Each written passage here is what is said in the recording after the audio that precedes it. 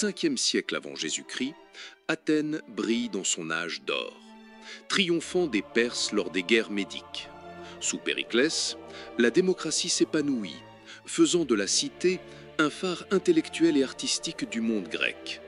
Mais cette prospérité s'effrite avec la guerre du Péloponnèse, 431-404 avant Jésus-Christ, qui oppose Athènes à Sparte. Vaincue en 404, Athènes perd sa liberté, subissant un régime oligarchique brutal imposé par Sparte. Les 30 tyrans, dont Critias, oncle de Platon, instaurent une terreur marquant les esprits. La démocratie revient l'année suivante, mais la cité reste fracturée et affaiblie, posant un décor tumultueux pour la naissance d'un génie. En 427 avant Jésus-Christ, Platon naît dans une illustre famille aristocratique athénienne sous le nom initial d'Aristoclès. Son maître de gymnastique lui octroie le surnom Platon, du grec platus, large, en raison de ses épaules robustes. Élevé dans une éducation classique, poésie, musique, grammaire, gymnastique et mathématiques, il s'imprègne des tragédies de Sophocle et des débats des sophistes. Ce jeune aristocrate, attiré par la politique malgré les troubles, grandit dans un Athènes vibrante où la philosophie commence à s'éveiller, semant les graines de sa future vocation. Vers 427 avant Jésus-Christ, à 20 ans, Platon rencontre Socrate, un philosophe d'une soixantaine d'années dont la méthode de questionnement incessant le captive. Pendant 8 ans, il suit ce maître charismatique, abandonnant ses ambitions littéraires et politiques pour embrasser la philosophie. Socrate lui enseigne l'art du dialogue, la précision des concepts et la quête d'une vie vertueuse, distinguant l'opinion de la connaissance vraie. Cette influence profonde façonne Platon, qui immortalisera Socrate comme protagoniste de ses dialogues centrés sur le bien, la justice et la vérité.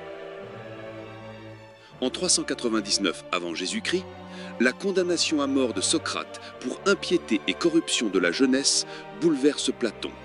Incapable d'assister à l'exécution en raison d'une maladie, il vit ce drame comme l'incarnation de l'injustice démocratique. Cet événement traumatique le détourne de la politique active, le convainquant que la philosophie doit guider la recherche d'une justice authentique. Peu après, avec d'autres disciples, il quitte Athènes, porteur de l'héritage socratique. Platon entame alors un périple formatif. Il se réfugie à Mégare, auprès d'Euclide, un disciple de Socrate, poursuivant les débats philosophiques. Il explore l'Égypte, s'inspirant des savoirs sacerdotaux et des mathématiques, puis la Cyrène, où il rencontre Théodore et Aristippe. En Grande Grèce, il côtoie Archytas, un pythagoricien influent, adoptant leurs idées sur l'harmonie et l'immortalité de l'âme. Ces rencontres renforcent sa foi en la rigueur mathématique comme outil de pensée. En 381 avant Jésus-Christ, attiré par Syracuse, Platon rejoint la cour de Denis l'Ancien, rêvant d'incarner son idéal de roi philosophe. Mais la débauche du tyran et son rejet des conseils vertueux mènent à un conflit. Expulsé et vendu comme esclave sur l'île d'Égée, il est racheté par Anicéris, un ami de Cyrène. De retour à Athènes vers 387 avant Jésus-Christ, ces épreuves enrichissent sa réflexion sur le pouvoir et les idéaux. À 40 ans, Platon fonde l'Académie dans un gymnase près d'Athènes, première institution philosophique attestée. Y enseignant philosophie, mathématiques et gymnastique, il promeut une formation rigoureuse pour élever l'esprit vers la vérité. Les débats vivants hérités de Socrate attirent des esprits brillants, dont Aristote, qui y étudie 20 ans, 367-347 avant Jésus-Christ, devenant son élève le plus éminent. À l'Académie, Platon rédige ses dialogues, explorant morale, politique et métaphysique. Les premiers, comme l'Apologie, défense de Socrate, le Criton, sur la justice, et le Phédon, immortalité de l'âme, honorent son maître. Dans sa maturité, la République définit la justice via une cité idéale et l'allégorie de la caverne, où l'éveil à la vérité illumine l'âme. Le banquet explore l'amour comme ascension vers la beauté absolue, tandis que le sophiste, le Timée et les lois, inachevées, abordent cosmologie et gouvernance pratique. La mort de Socrate inspire sa critique des régimes. Il déplore la démocratie athénienne, vulnérable à la démagogie, et l'oligarchie tyrannique des pans-tyrans. Dans la République, il analyse timocratie, oligarchie, démocratie et tyrannie, voyant dans l'égoïsme des dirigeants la source des dérives.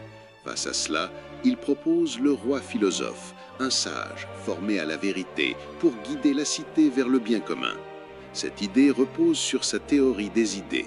Au-delà du monde sensible imparfait, existe un monde intelligible d'idées éternelles, justice, beauté, bien. Le philosophe, par la dialectique, s'élève vers ces vérités, incarnées par le bien suprême, symbolisé par le soleil.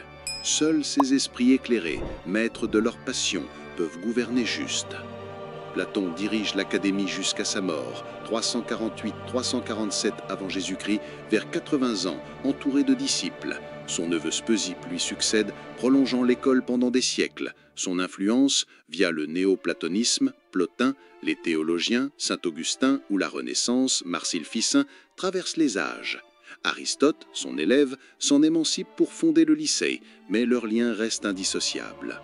Plus de 2000 ans après, Platon inspire encore. Ses mythes, la caverne, l'androgyne et dialogues vibrants interrogent justice, amour et vérité. Comme l'écrivit Whitehead, la philosophie occidentale n'est qu'un écho de ces pages, une quête vivante transformant individus et société.